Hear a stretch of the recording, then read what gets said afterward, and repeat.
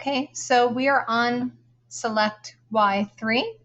Now, this one we're using a basic level selection tool, and we're going to use the rectangular marquee tool, and we're really trying to get rid of part of the area of our image.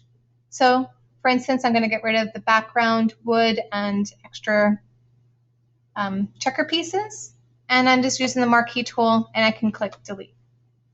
So I want to make sure, hold on, that my background layer is unlocked. Otherwise, you'll hear that same error message and see that it's asking you to do extra things.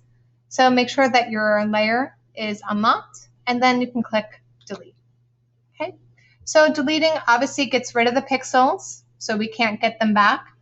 Sometimes I like to put a layer mask on it.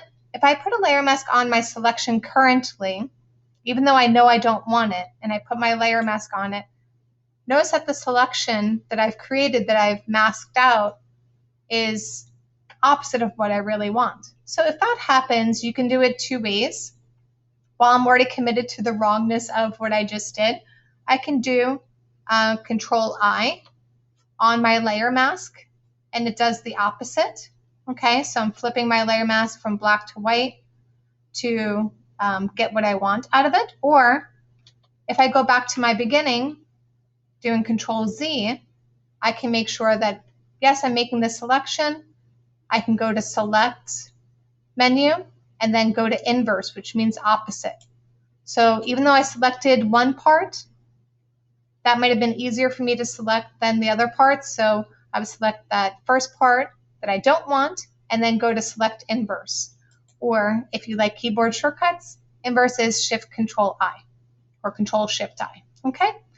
And then I can put my layer mask on the selection that I want. So these little dotted lines show where your selection is. Sometimes it's hard to tell. So even if you do it wrong, then you could always flip your layer mask. So now I have my layer mask correct. Again, if I want to do the opposite, Control I on that layer mask layer. Then you can flip it around. Okay, so now if I want a color behind this layer, I don't want it to just show empty pixels, this transparency, I'm going to go and create a new layer. And if I click Control while I click the new layer, it will put the layer underneath it. If not, if I just click New Layer, it's going to put it on top.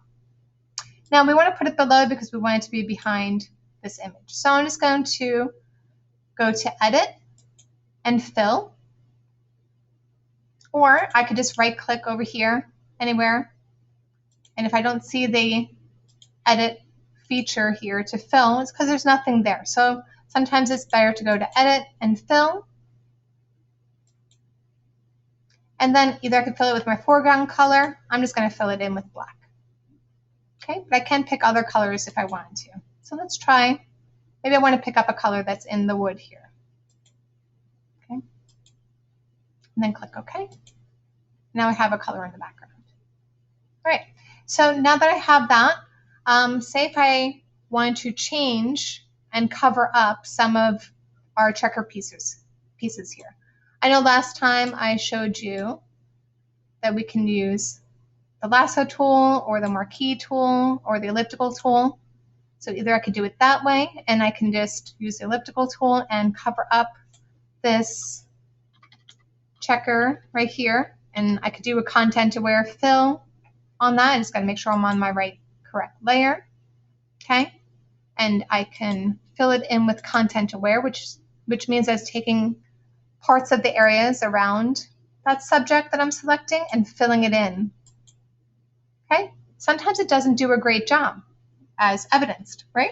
So I'm going to do Control Z, or I could just want Control D and deselect. What I'm going to do instead is just use my rectangular marquee tool, select this whole thing, and sometimes I might want to make a copy of this selected area. So I have to be on my correct layer, not on my layer mask and not on the layer underneath.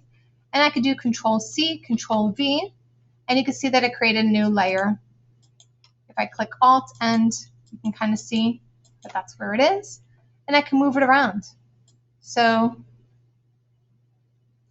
I could put it in a different place altogether where there wasn't one, right? So that's what I can do with my selection tools. I can copy, I can get rid of things, I can delete completely or use a layer mask, and I can inverse my layer mask as well. Okay, that's it for Select Y3.